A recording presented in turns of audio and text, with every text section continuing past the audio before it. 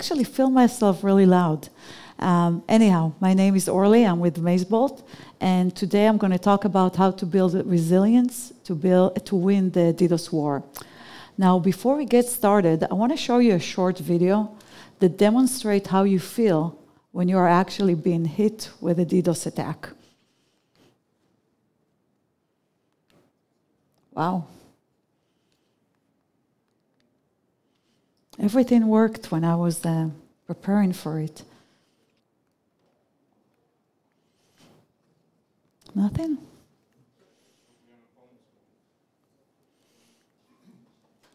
Interesting. I don't know.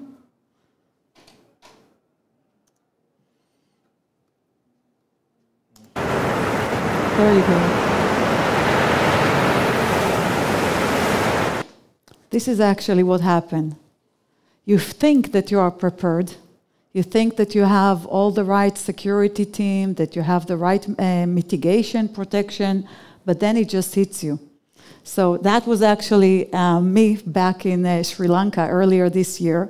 I thought also that I had the right surfboard, the right training, and that's what happened. I had no idea what hit me. But you know, the interesting thing about DDoS, hold on, the interesting thing about DDoS is that it's been around for quite some time. Actually, does anybody recognize this person? So I'll give you a clue. His nickname was actually Mafia Boy. And Mafia Boy was actually one of these kids that at 6 years old, his parents divorced. His dad didn't know what to do with him, so he gave him a computer. He said, go ahead. Within 30 days, he was able to break into AOL and get a free subscription instead of lasting 30 days, lasting forever. And then he became a really good hacker. And by the time that he was 15, he decided to try something. He said, what if I'm going to harness the power of a university, of all the computers, to actually flood Yahoo? So back in February 7, 2000, he decided to do this experiment. And he put a timer on, left to school as a good teenager, and to his surprise, when he came back home, Yahoo was down. And after that, he did the same thing. It was a simple SYN flood back then. He did the same thing for Dell, for Microsoft, for Yahoo, CNN, and at the end, this actually cost companies $1.2 billion.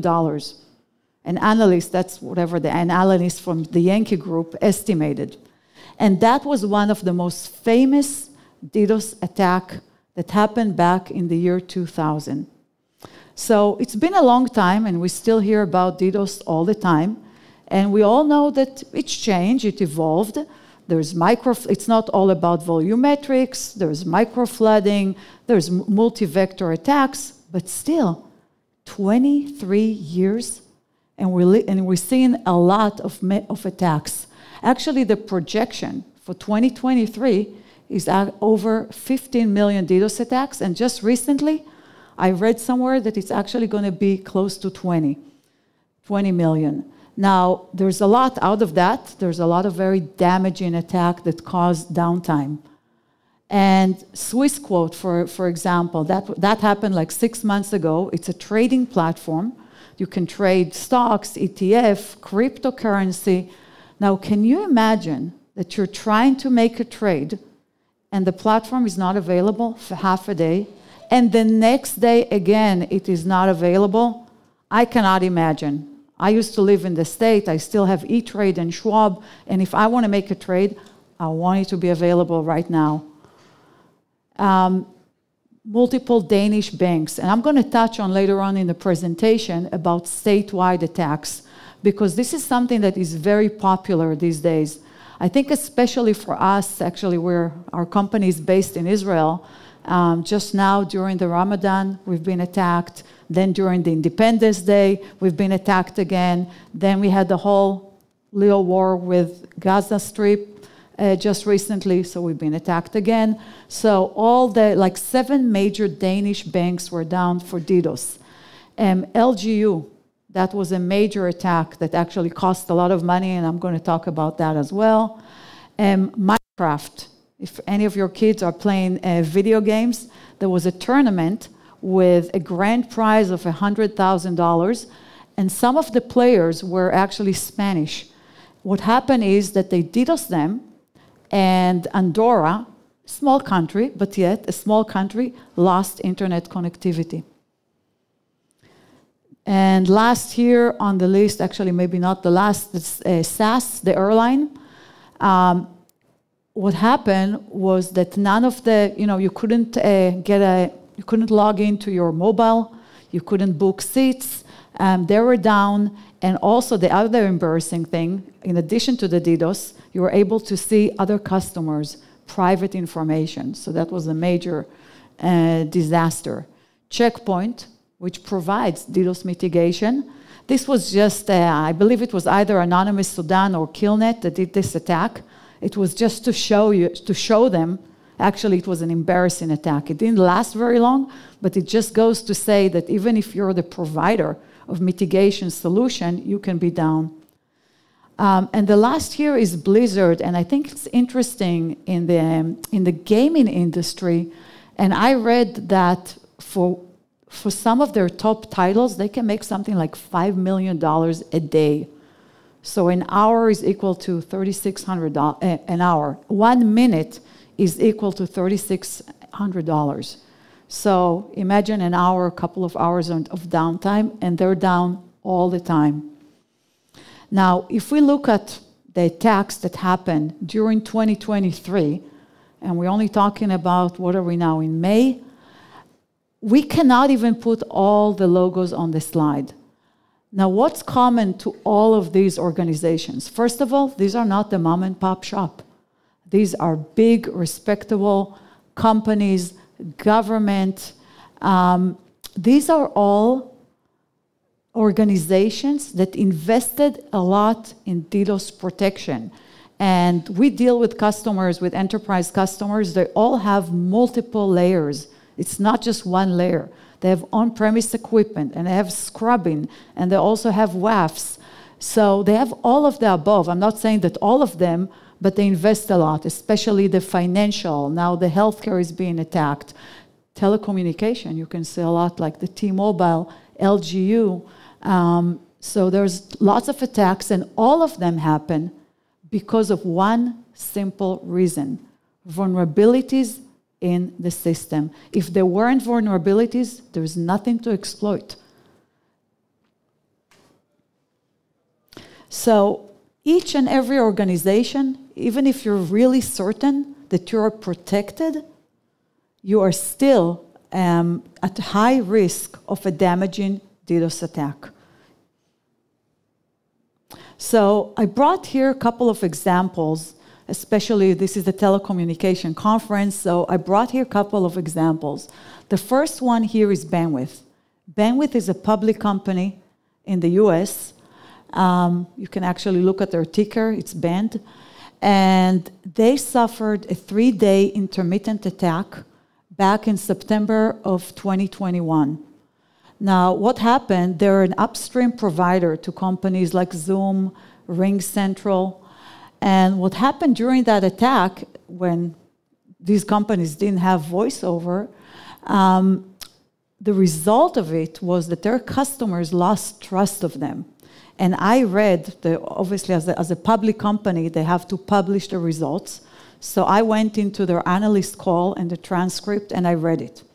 So when you do a Control F, do you know how many times the word DDoS appear?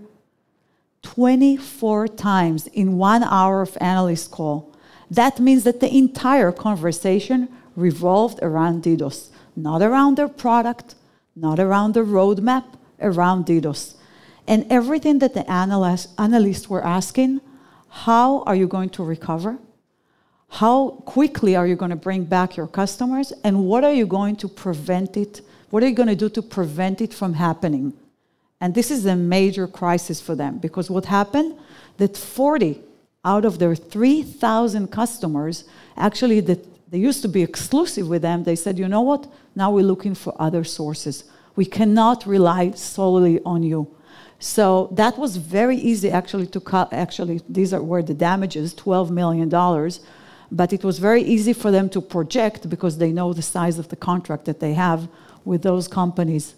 And when we talk to other telcos, CEOs, they say, we don't want to be the next bandwidth. That's how bad the situation were for them. Now, also, if you look at their graph, at their stock, well, it was already in a downtrend, but after that DDoS attack, it was just shooting down and never recovered. So in addition to the direct cost, there's also indirect cost. Stock value, there's also internal cost. When you have networking team, security team, ERT team, they're working frantically around the clock to recover from something like that, and it's a huge inconvenience. Now, the next story, I'm actually going to start from the end. This person over here on the stage, this is the CEO of LGU. That's the telecommunication, the third largest carrier in South Korea. And this is a press conference when he's standing, and I guess a picture is really worth 1,000 words, and he's bowing to the crowd because he's apologizing. They had, first of all, they had a data breach, and then they had a series of DDoS attacks that caused, they didn't have VOD service, they didn't have internet, and obviously internet phone. So he's over here actually apologizing to reporters. That was published in Korea Times, and basically vowing to invest to triple his budget of cybersecurity. The one interesting thing when I read that article was he said the fundamental of any telecommunication business is great cybersecurity. And I have to say that it's actually true for most businesses that are relying on critical services, because as customers, we're so used that everything is available. Obviously, also for financial, you can't live without mobile payment. So this is the result of that. And let me tell you the details. These were 5 different DDoS attacks from the end of January to beginning of February. And they're going to compensate customers 10x the damages. So 4 million direct customers, they're going to pay them a certain amount. Then there's going to be 2,100 internet cafe that they're going to compensate, and small business owners. Now, the number that is published here, 40 billion won, is actually equal to $30 million. This is the compensation package that was published. Now, when I mentioned before that there's also, in addition to that, they're going to increase their cybersecurity budget, they're actually, in that article that I read, he said that it's going to be another 100 billion won, which is the equivalent to $78 million. So that's the consequence of an attack. And again, these are external costs, so it's even more than that. Other interesting things that happened, and this is a very interesting story. Lone Star just won $4.5 million from Orange for DDoS attack, but that was very different. What happened was that Orange acquired a company, which is called Cellcom Liberia, and Cellcom Liberia decided that in order to be more valuable to Orange, they are going to hire a hacker in the UK that will DDoS Lone Star, their competitors. So several years later, this is actually one of the biggest cases that they won 4.5, and it just happened now that they finished the litigation, that Lone Star won $4.5 million. Another thing that has happened in this industry is that Lloyd's of London, which is the regulator, said that they want to exclude state-backed attacks from cyber policies. Now, Lloyd's of London, they're primarily provide insurance, cyber insurance. Now, when you read it, and it was published last year, and the date to exclude that was March 31st of this year, so just now. So it's a very controversial decision, because what it means, who is going to decide what a state-backed attack? It's not necessarily a war situation. It's obvious when it's Russia attacking the Ukraine, it's a state-backed attack. But when you have all of these attacks on Danish banks, when we in Israel are being attacked by Anonymous Sudan or No Name or Killnet, that's also a statewide attack, because on a couple of days you have the banks, you have government, you have telco, you have the postal services, they're all being attacked. Also Italy, just a couple of months ago, announced that they're going to support the Ukraine, and there was an official visit in Kiev, and after that, they've been attacked. So it's a very controversial decision. However, I think the bottom line for organization, even if you spend a lot of money on cyber insurance, you may find yourself alone and not covered for that, because that's an exclusion that comes into an effect now in March 31st. So why is DDoS so popular? 23 years and it's still going strong actually. Why is it so popular? First of all, I think never before in the last couple of years or several years, a lot of geopolitical tension that drives a lot of these attacks. Also in terms of like ransomware DDoS. I read some of the reports, I believe it was one from one of the mitigation companies, 16% or 26% actually increase in ransomware and ransom DDoS. It's relatively simple. You can go in the dark web, purchase DDoS for hire, crime for hire. You purchase it as a service. It's software as a service. And the most important thing, why they're so popular, because they succeed. It's easy. Relatively. So when we think about why they're so successful, it boils down to actually misconfiguration of the mitigation service. I speak to a lot of CISOs and cybersecurity experts, and a lot of them, they say they either, buy it from the ISP or buy it and keep it and never touch it. But the thing is, the network is always changing. So on the one hand, you have all your publicly facing IPs and you're increasing the network, so that's changing. But who's watching to see that the mitigation is actually covering all of these services? We've seen a lot of situations that you're just not covered. So that's the one thing. On the other things, there's also a lot of new attack vectors. As a company, we do a lot of research. Actually, our knowledge base is very, very popular. kb.mazebolt.com. We have something like 150 different attack vectors that we publish. They're open to the public. A lot of companies are doing research. And you have to configure the mitigation for all of these different attack vectors and to all of your public-facing IPs. So it's the misconfiguration that actually leads to significant vulnerabilities and at the end, a damaging downtime. So that's kind of like the unfortunate flow. The problem was that actually, till today, you can't identify vulnerabilities, because if you want to test, the test is equal an attack. So that means that you're going to be down. So what are you going to do? Take your system down now for a whole month just to check for all your public-facing IPs against all of these attack vectors? It will take hours of monthly online service downtime. So the problem was that it was just impossible to correctly configure. It's almost like the chicken and the egg. You don't have the information in order to configure. So that was one of the problems. So what's available till now? Till now, what's available for companies is, first of all, deploy DDoS protection, get it from Akamai, Radware, Imperva, NetScout Arbor, deploy it, and then do red team testing. There's few problems with this approach. First of all, it's very disruptive.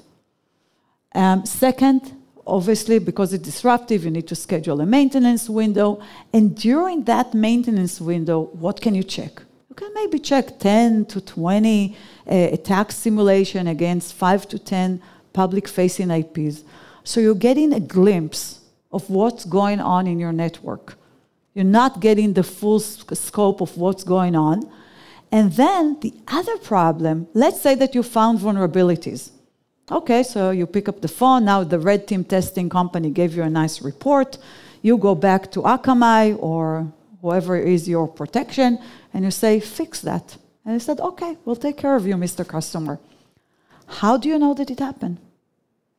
You don't know until you go down again. So this whole approach is really problematic. And that's why there's so many vulnerabilities. So the bottom line here, that first of all, you're completely blind. You're left completely blind and with severe weaknesses of the mitigation. And that leads to unexpected damage in downtime. And it also leaves you relying on emergency response team.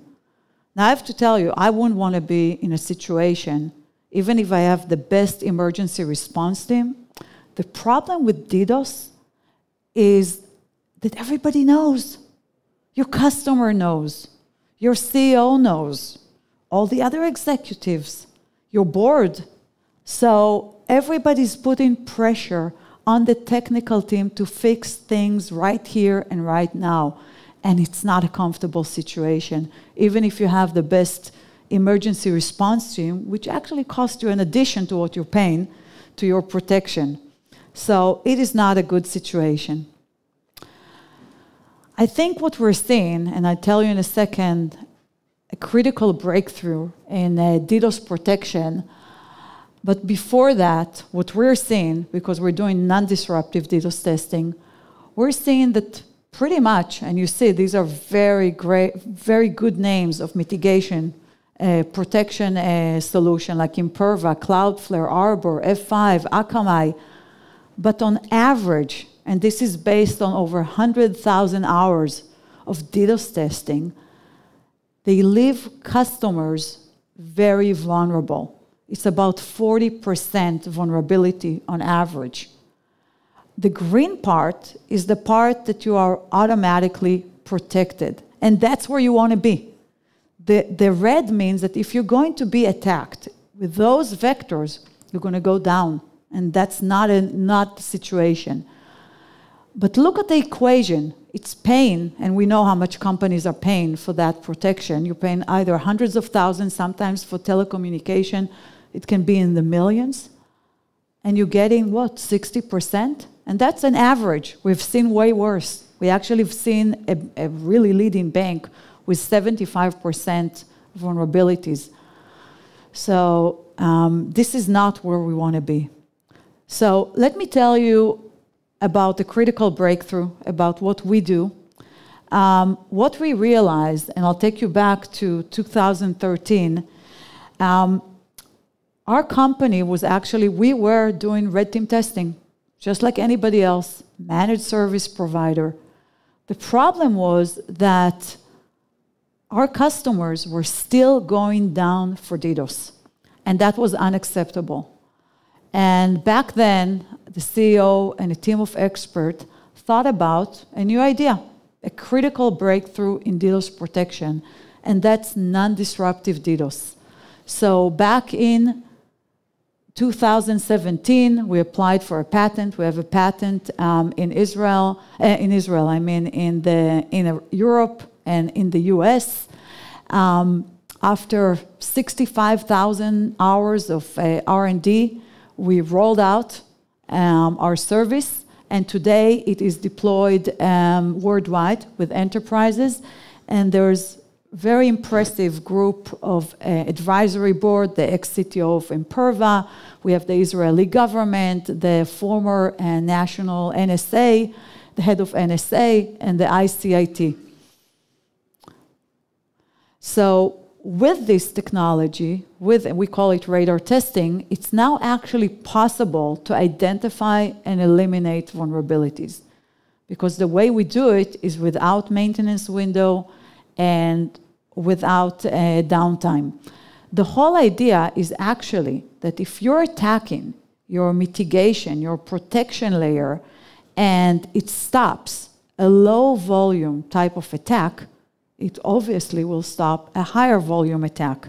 And that's what automated protection means. So that's where we want to be. So it's a whole different approach to vulnerability management. If you look at this approach, first of all, you want to map all of your critical public-facing IPs and FQDN. You want to understand the scope of what you're actually testing. And everything is important.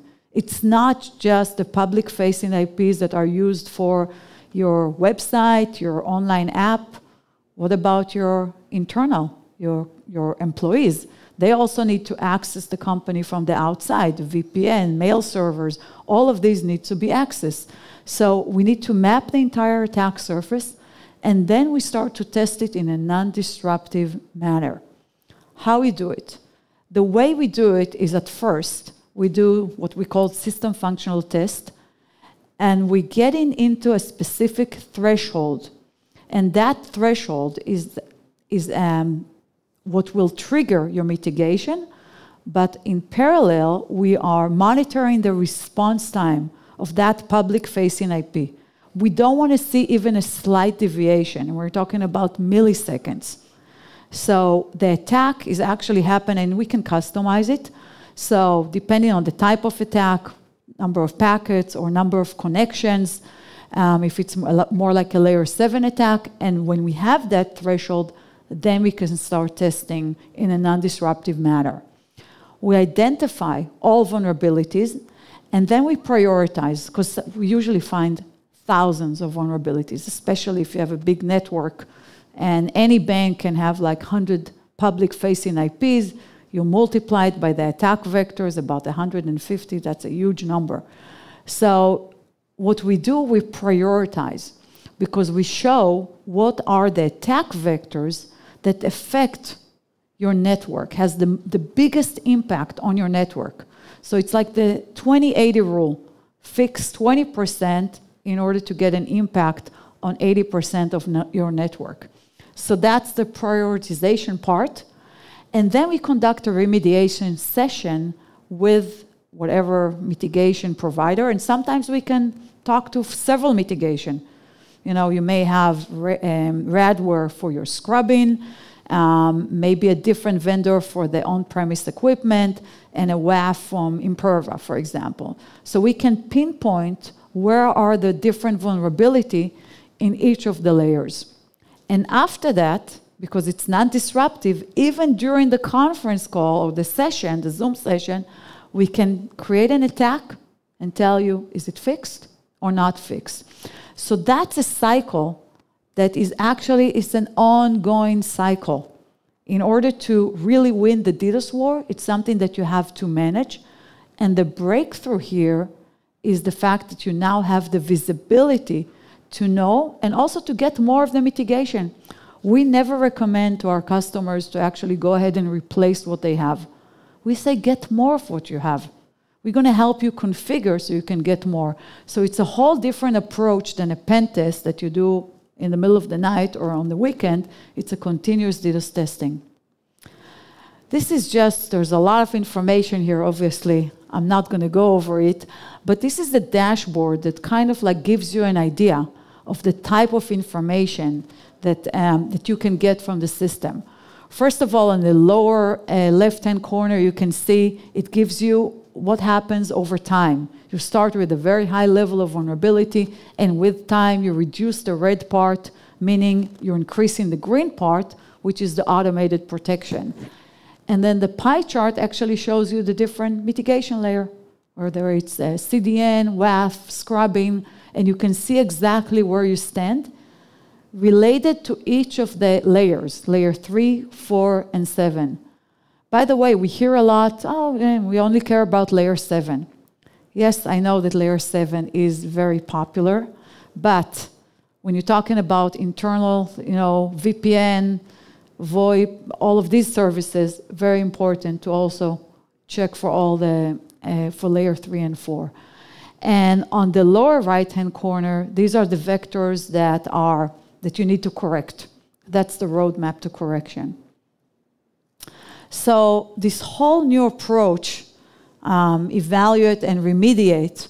If you look at just a typical work with the enterprise, you can see they start with about 45% vulnerability, bring it down, then there's a network upgrade, there's more vulnerability. So it's always going on. Unfortunately, and you're from cybersecurity, it's a never-ending story. But the good thing is when you have the right systems in place, then you really have data to make the right moves, and you're not opening yourself to really damaging attacks and to the pressure. I don't know if that would be me, and I'm on a cybersecurity team, and all of a sudden I talk to a lot of CISOs and say, we've been under attack for like a week. So even if you do something and you fix it, then the attacker continue, and they change tactics, and they use different vectors, and it's a never-ending story. So you maybe spend the whole week just trying to defend it, and it's not the place to be. You want to have the data. So when you think about the old approach, which is red team, versus the new approach, it's a disruptive versus non-disruptive. It's an ongoing approach as opposed to few times per year, because that's the most that you can do. Gives you 100% visibility, but the most important thing is the fact that you are proactive. You are not waiting for something to happen to take action. And you never know what will be the situation, because if an attacker will decide to bring you down, they will bring you down very easily. So what we're seeing, the current approach leaves you very, very vulnerable. But if you're using DDoS mitigation and a continuous approach with radar, then you're really reducing your vulnerability. And again, this is true. I can't tell you that one vendor is better than the other. We're seeing across the board that kind of level of vulnerability. So with that concludes my presentation. Thank you very much. We also have our partner here, Mr. Piotr. So if you have any questions in Polish, we'll be able to help you. And thank you for listening.